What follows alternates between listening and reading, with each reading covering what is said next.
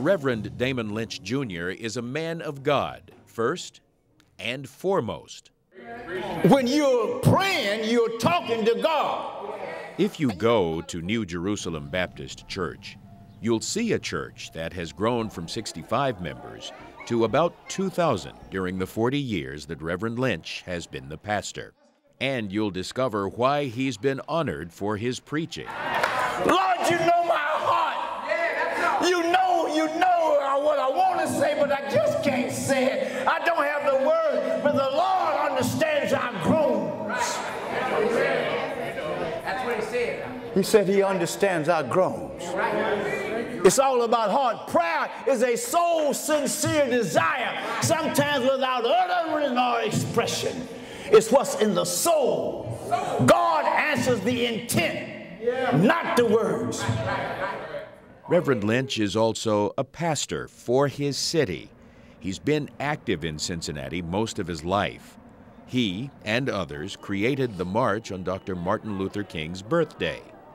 And as president of the Baptist Ministers Conference, he built an organization that became a powerful voice in the city. If I'm very boisterous and vociferous and looking mad and evil and mean, it's because I know what I'm doing. I'm trying to get something done for the cause, and hopefully the cause is always a righteous and just cause. The Damon Lynch most people know is the man who takes strong positions on public issues, like his support for the sales tax to build the 2 new stadiums.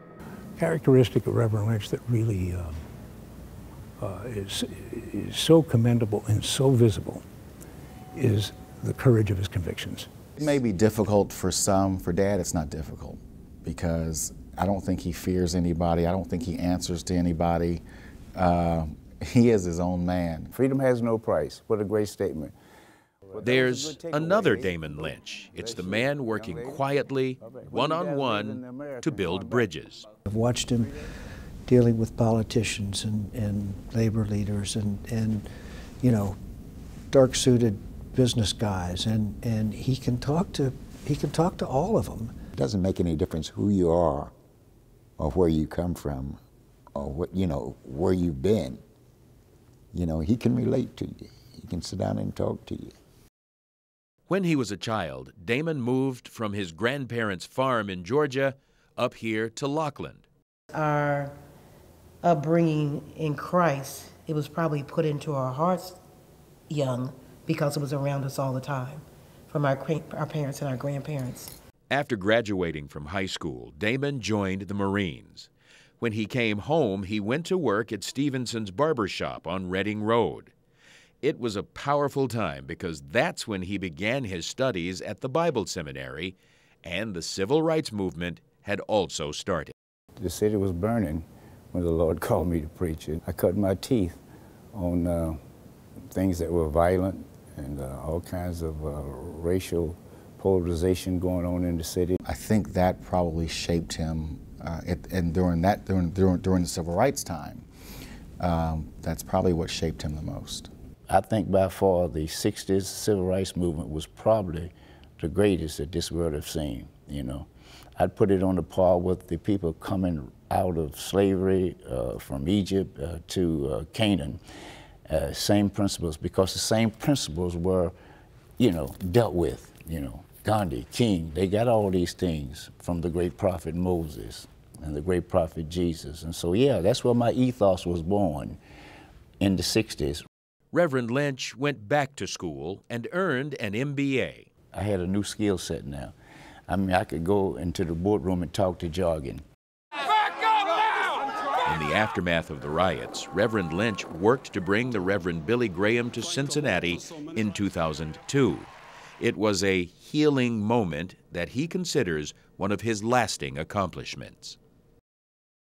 Reverend Lynch has served on the boards of many community organizations, including University Hospital, the Boy Scouts, and Housing Opportunities Made Equal. But perhaps his most visible accomplishment sits along the Ohio River, the National Underground Railroad Freedom Center.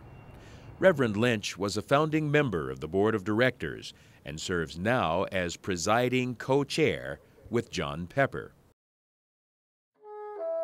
Inside the Freedom Center, this one-room building, which held slaves in Kentucky, now holds profound meaning for Reverend Lynch.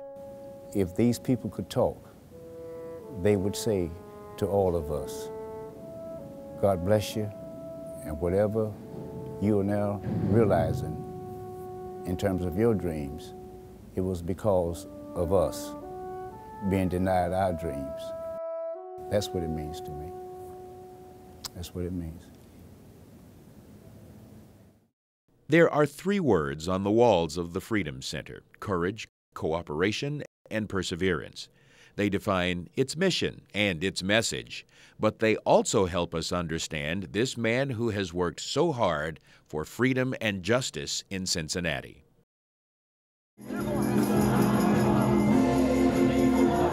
This is a man who will fight against the powers that be and fight for the people who are struggling and still receive such a high honor. And normally that doesn't happen. He's one of the lions.